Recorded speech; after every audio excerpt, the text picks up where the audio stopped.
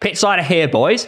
And we've come up... It's the second time we've had to do this, by the way. Yeah. It still keeps happening. So much so that we've done the same segment again. When you did this last segment.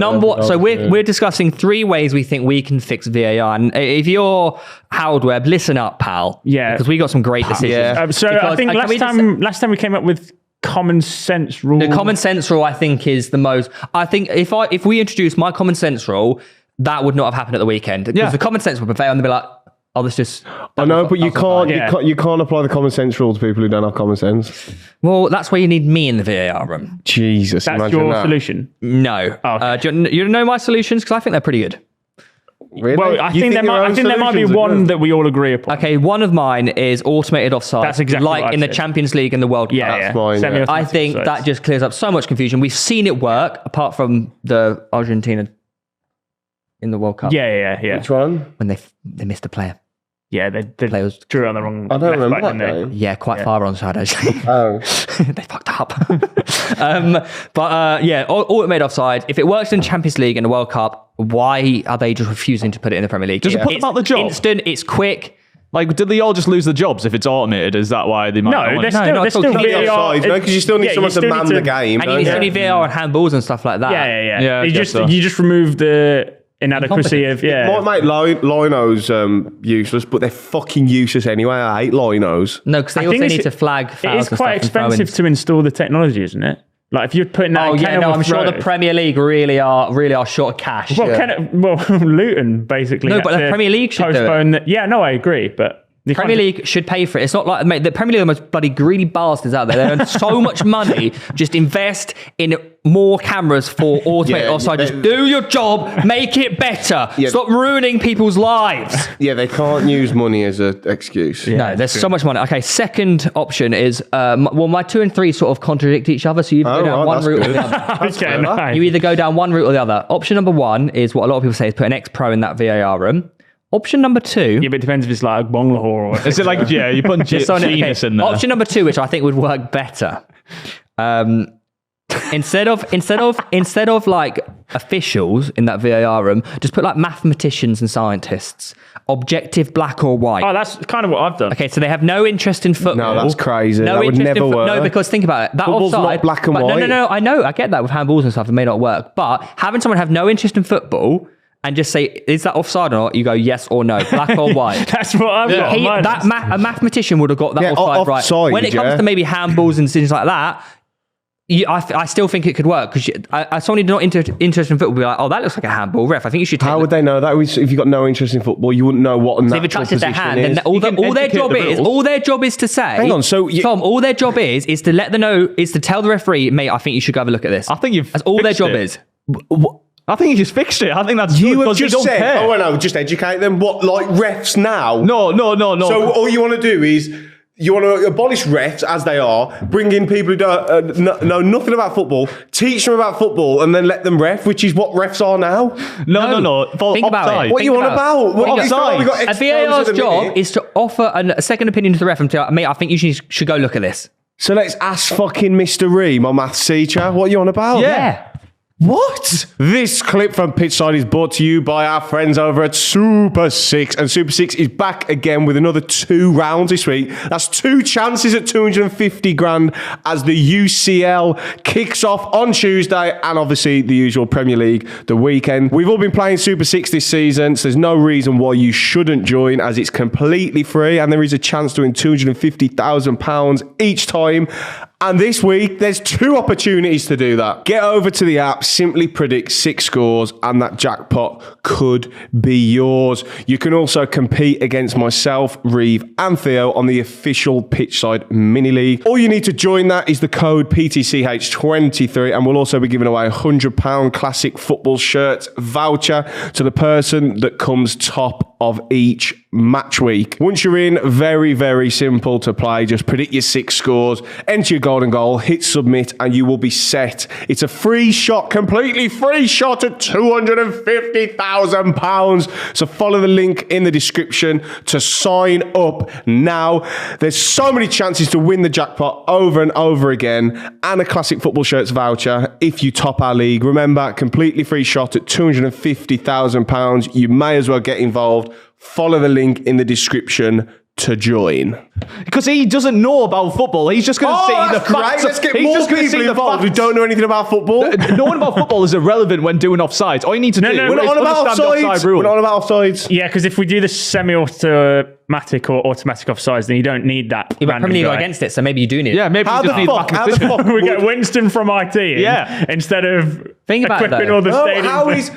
If you say to a mathematician, that's one of the most stupid things you've no, ever said. it's not. No, you're being very disrespectful, actually. No, because think about it. If you tell a mathematician to read the laws of football, if you read it in the book, what is the handball? Okay, so they have... mathematician, by the way? No, stop. They have... Just as someone that applies total logic. Angles on if that. they have this knowledge of what is a handball, then they can look at objectively, black or white, is that handball? If the ref thinks no and he thinks yes, you go, oh, ref, I think you should have a look at this. But they aren't.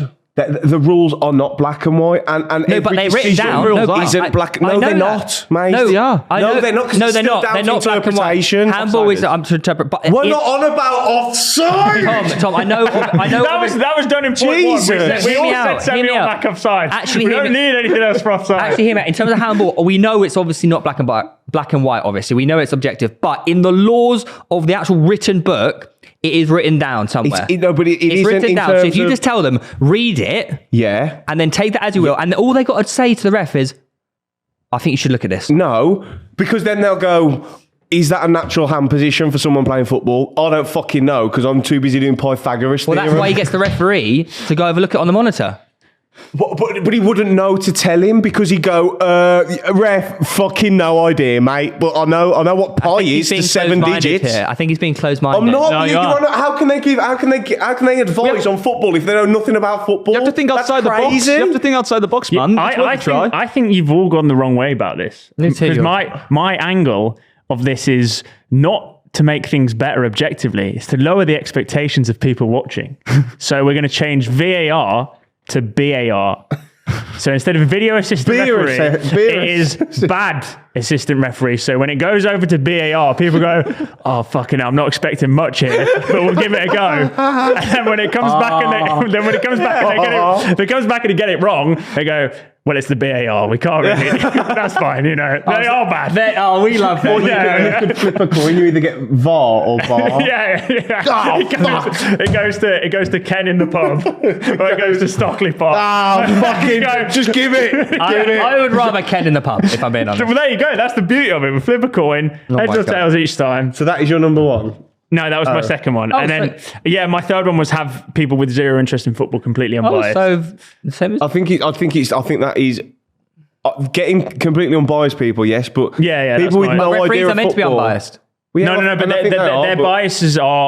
their biases are towards the actual letter of the law rather than an interpretation of what. So it's definitely it's in the spectrum. Yeah, but people who know about football, common sense. I think having people who know nothing about football, like Lewis in VAR, would be crazy. No, but Lewis does know about football. Every single person that gets drawn into VAR has to be vetted beforehand to see if they have any loyalties to any club ever. They have to, and then once they work out that they have no fandom, what do you mean? No, it's not about loyalties to clubs. All the refs have that anyway. It's not about loyalties to clubs. It's about actually knowing, like, they need to fail a ball knowledge test. If we come up with a quiz, they need to let people into stuff. You can't tell me who started their career at Basel and then went on. They need to be like you're perfect. They need to be a cricket umpire that has never watched football in his life. No, it's crazy. That's crazy. It's crazy. Well, think about it like this. It's crazy. I could be a tennis Hawkeye guy. Yeah, but tennis is very different, isn't it? Tennis is literally in or out. There's no, doesn't take a genius. Hawkeye for tennis is the same as automated offside. Football is so subjective and so down to interpretation. Hence why you do get that's why you get inconsistencies in football, because one referee may interpret the rules differently to another referee. That is just how it is, unfortunately. It is frustrating, but we're not disagreeing with you there. But there's no point in having someone in the VAR who has spent their whole life fucking shagging chemistry symbols, who knows nothing about footy, and then goes, we're going to VAR, and they go, well, actually, if I look at the right angle perpendicular of this, it could have been handball. Like, they don't know I anything think you'll to find that if Mr. Maths guy was in the VAR room at the weekend, they would have got that one right. True. Well, Well, no, actually, they did get it right. They just didn't tell them. Yeah. Also, an extra way of solving the problem is just publicising the communication between like referees. rugby. Yeah, like rugby. That's actually a very good point. If we get the Premier League to pay rugby referees to come join the sport of football, then we'd have no problem. But that's what we need to do. How would that have stopped what happened the weekend, even if we heard it? Because everyone in the stadium would be like, ref, they said it was a goal. No, I don't think they can hear it in the stadium in rugby, can they? Yeah, they can. I thought it was just on telly. You can hear it in the stadium as well. Yeah, you can hear the referee conversations when you watch a rugby match. At a rugby game?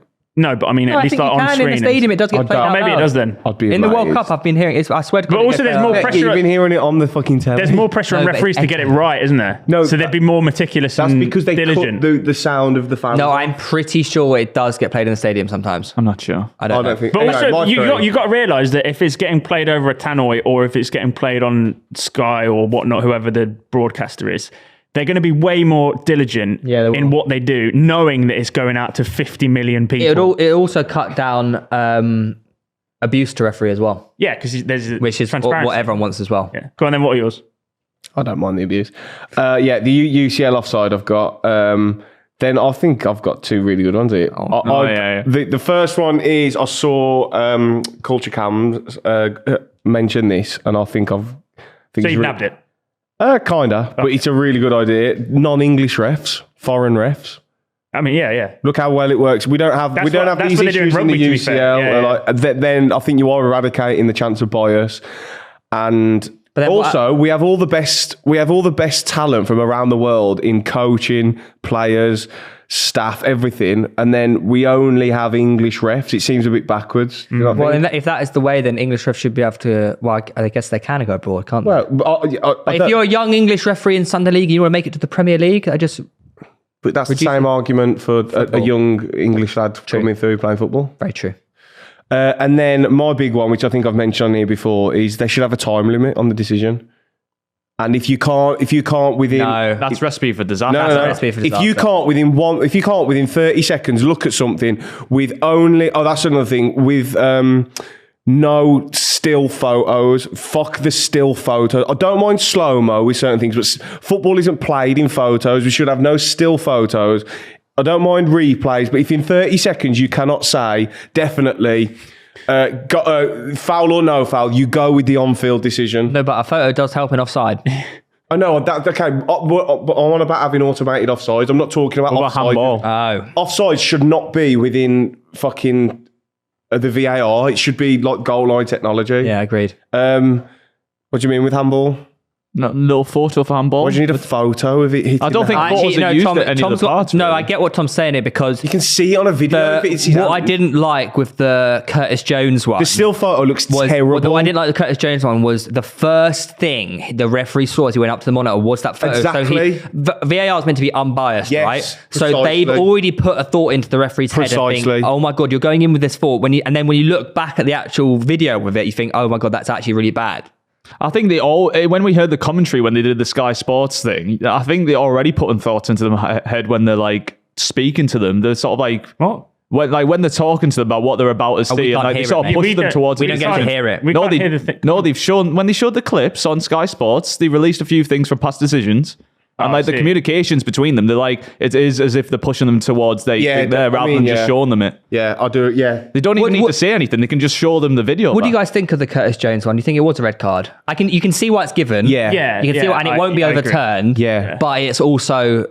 I feel really... Intent, there's no intent. And the reason he hits Basuma is because when he hits Slides the over ball, the his foot like bounces off the ball into him. That's what happened with Casemiro last Yeah, I think also it could have been bad. And it It definitely. could have been bad. I can understand. It's totally uncontrollable. It's That's the peak. problem. It's peak. Yeah. But you'd say it probably was a red. I think I look at it from a player's point of view, and I know if I'm playing and that happened to me, I'd be like, "How's that a red?" Like, I do understand people saying, "Well, intent shouldn't matter," but I think it should with challenges like that because.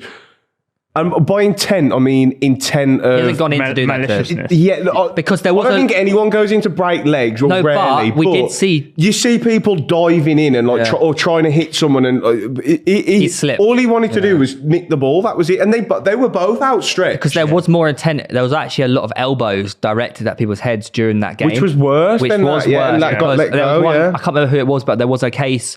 I think it was on Andy Robertson, maybe one of the Spurs Wasn't players. it Romero? And he didn't look at the ball once. Yeah, he was just coming like that, and I think, why is VAR not having a look at that? Yeah. That probably was it. The other one, Diogo Jota, he was just an idiot, I think. I don't know why he dived in on the second one. No, but I think his first yellow was peak because he didn't mean it and it was a complete accident. But you have to give 5 minutes before, it was an accumulation of. It was an accumulation of different. Also, people were saying he didn't touch him on the. He does if you watch. Him. He clipped him. And then, but he's fallen. The guy's fallen over because the clippers then knocked his foot. But I get that Liverpool are arguing, or Liverpool fans at least are arguing, the punishment doesn't fit the crime. But it's the 3 fouls prior to that they've gone. And also, at some point you got to get the yellow. second one was just silly. The second yellow was straight after he'd been booked. It's just it's like 30 and that seconds. ref was card happy anyway. Like, why give him the chance? That was just head loss from Diogo Jota. Yeah, that was crazy. Like Klopp was fuming as well when he just sat down, didn't even look at him. Yeah. But then we saw one of the performances of the season straight after. For 15 minutes. No. I went 50. That was like 25 minutes. He had 9 men. From when he was sent off in the 69th minute. What, with the 8 minutes added on? Didn't they have like 10 minutes extra? So, I don't know if you can have performance of the season for 20 minutes. No, because I said if they would have held on, it would have been. You didn't say that. That's obviously what I meant when I said it at 1-1. No, can I just say this because Liverpool fans like to jump on the Dick riding bandwagon here. Why would Liverpool fans jump on my bandwagon? We obviously knew what you were saying. Yeah. We're not idiots. When you're calling Liverpool with 2 red cards and lost to Spurs, you think.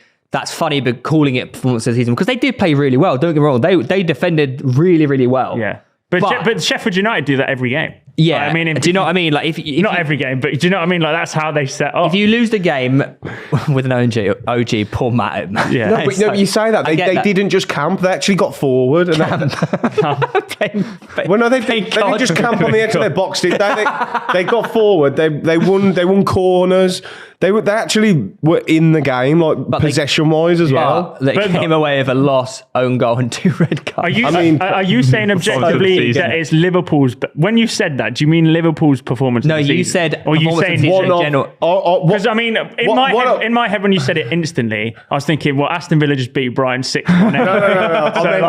What I meant was, what I should have said was if they held on, which I thought was clear because I said it at 1-1. Yeah, and what I meant was for them to have 9 men for half hour at Spurs, who we all agree are one of the best teams in the league this season, and actually.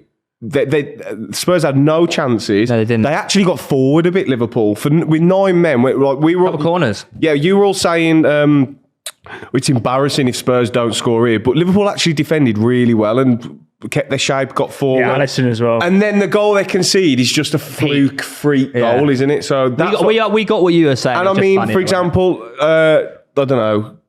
But do you not think you should in terms of and also the response. What the hell? Brian. That's my dad. Oh. And also the response of the 2 red cards and the refereeing decisions and the offside. It's such a peak result. I thought it was a really. Do you not think though, like performance? But obviously the result doesn't. A dogged fight. I'd say Sheffield United had one of the performances of the season the other week at Spurs, and then they ended up throwing it away. Do you think if you actually look at it on the Spurs point of view, obviously I know they won eventually, but the amount of chances they created against a 9-man Liverpool was quite poor. Yeah, they really just didn't. They need serious work on. Well, they need to work on playing teams with 10 men because they're going to get that this season. Blocks. They just struggle against. All they did was pass it left and right and edge of box. Yeah, no, but when you play 9 and 10 men, you have to move the ball quicker. Yeah, because then you get the 9 men running tire them out, and then the more tired people get, gaps appear. When you shift, and they're shifting, that's when and also they didn't change how the fullbacks were. Their fullbacks were always inverted high. They should have switched it quicker. They should have switched it quicker as well, because you bring the 9 men out, switch it over. They've got a shift, and then the gaps appear. But mate, you watch back. How many times Maddison got it on the just outside the D? And Spurs are like that. They're so narrow. All fucking 11 of them. That's it. They didn't have any centre. Yeah. And then Liverpool just had 5 and 4, and they were just swallowing everything. Like Kanate, Matip, and Van Dijk were just fucking. But obviously, Liverpool do look good. Obviously, they're going to miss Curtis Jones, Diogo Jota now going forward. I don't think Jota's that much of a miss, but I think Jones is the way he's been playing. Yeah. And Gakpo actually injured. Was it bad? Yeah. After scoring, didn't you know what? No, was it bad though? Is it bad? It did look like, it looked like, when you just sprain your ankle. But they're sore because you can't really kick it straight. Yeah. It did look a bit painful.